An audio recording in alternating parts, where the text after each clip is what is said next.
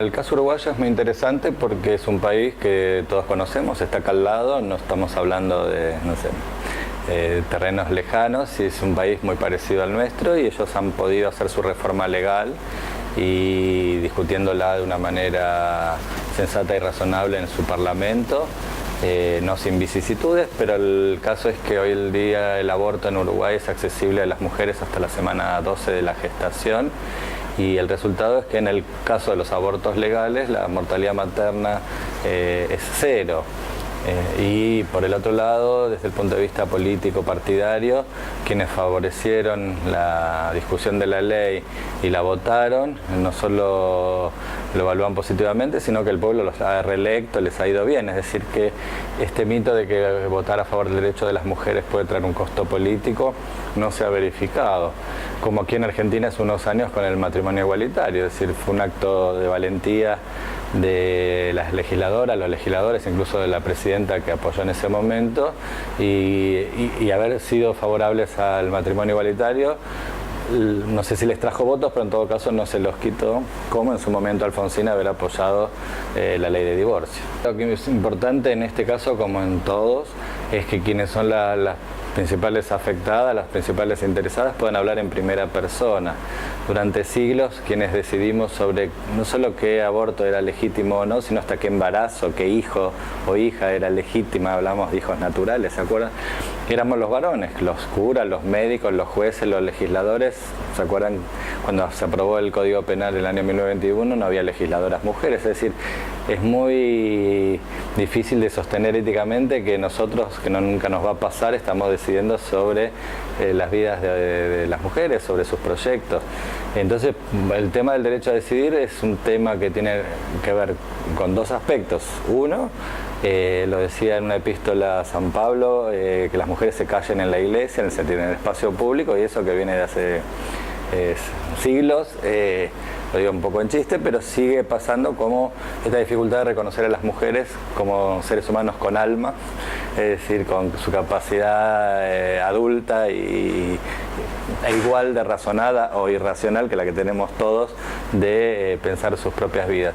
Y después el tema del derecho a tener derechos es todavía una deuda pendiente en la Argentina, es decir, hemos avanzado mucho, pero pensemos también en otras categorías, los chicos, los adolescentes. Es muy difícil que reconozcamos a los otros y a las otras esta capacidad. Y en realidad la discusión, me parece, no es estar a favor de la despenalización, sino es tomarse en serio la pregunta. ¿Una mujer debe ir presa si interrumpe un embarazo? ¿Hay que castigarla con la cárcel o amenazarla? Porque pueden decir, la ley no se cumple, pero la amenaza existe.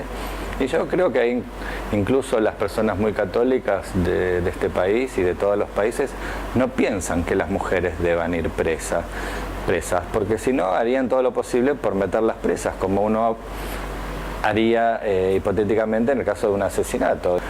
En ese sentido yo creo que la sociedad, por eso es una discusión, no es conservadora en un sentido ni moralizante ni punitivo, si no estarían todas nuestras hermanas, esposas, madres presas.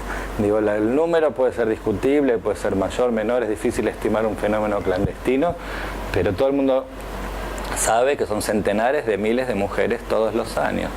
Hay un dato que, con esto voy a terminar, que es muy cierto, porque seguro la Dirección Nacional de Estadísticas e Información de Salud tiene el dato de cuántas mujeres pasaron al menos una noche en el hospital por complicaciones de aborto inseguro. Y en la Argentina son más o menos 50.000 mujeres que lo hacen en el sistema público de salud. Es decir, esta es la punta del iceberg que digamos, es verificable, porque esto está en las historias clínicas y en las estadísticas, y decir, bueno, no todos los abortos son inseguros, ni todos los inseguros terminan en complicaciones que requieran internación. Pero esos son 50.000 por año en la Argentina en el sistema público. Tenemos aparte el sistema de prepagas, el sistema de obra social. Es decir, es un tema, es una práctica que las mujeres lo vienen haciendo desde hace por lo menos un siglo. El censo de 1914 mostraba más o menos la misma tamaño de familia que tenemos ahora, un poco más, poco menos, pero es decir, y en esa época no había anticonceptivos eficaces, etc.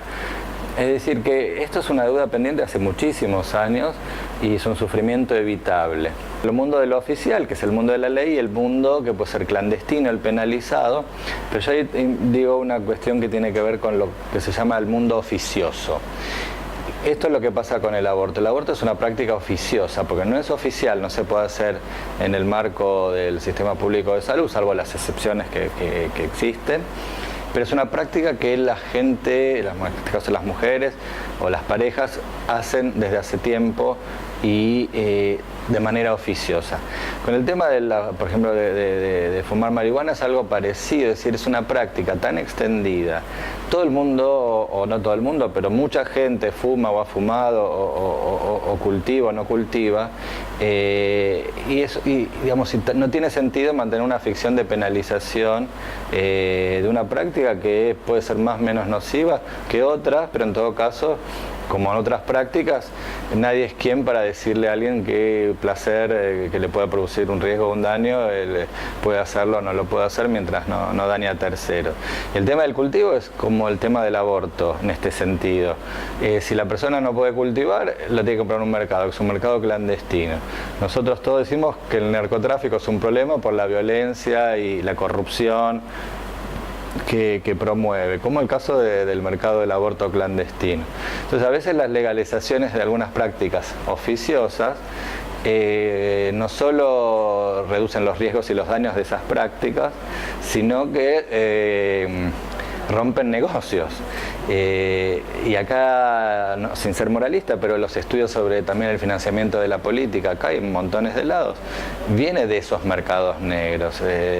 Entonces es todo un círculo vicioso de mercados negros, discursos moralizantes de varios y varias que incluso viven de esos mercados negros.